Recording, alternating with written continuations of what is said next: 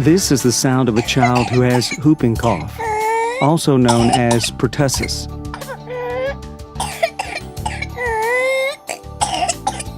It's a contagious disease caused by the bacterium Bordetella pertussis that causes the airway to swell, making it hard to breathe.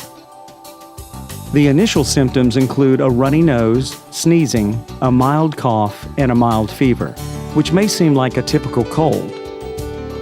Eventually, the patient experiences bouts of rapid coughing, followed by a whooping sound that gives the disease its common name. While the coughing fit is occurring, the patient may turn blue due to a lack of air getting into the lungs. This disease is spread by person-to-person contact.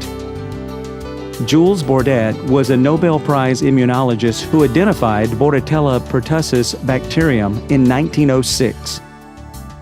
In the 1920s and 30s, over 250,000 cases of whooping cough were occurring per year in the United States, with up to 9,000 deaths per year. In 1940, the pertussis vaccine was introduced, and by 1976, the incidence of whooping cough in the United States had decreased by 99% as a result of the vaccine. However, by the 1990s, the incidence of whooping cough began to increase and has risen steadily in the United States. Vaccinations are given in the first 6 months of life because it is important for parents to get those for young children. Children under a year of age are the ones that are most vulnerable to infectious diseases like whooping cough, diphtheria, H. flu meningitis, pneumonia, polio, rotavirus.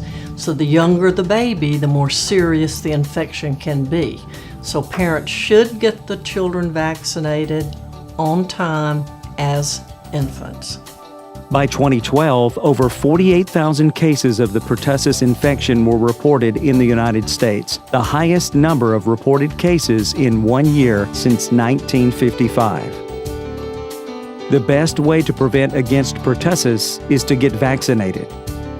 The pertussis vaccine schedule is as follows: 2 months, 4 months, 6 months, 12 to 15 months of age, and 4 years of age.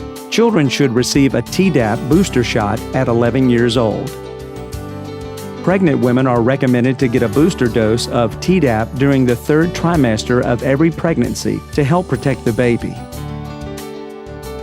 Adolescents, parents, siblings, grandparents, and child care providers who have close contact with an infant younger than 12 months of age should receive a single dose of Tdap if not previously vaccinated to protect against pertussis.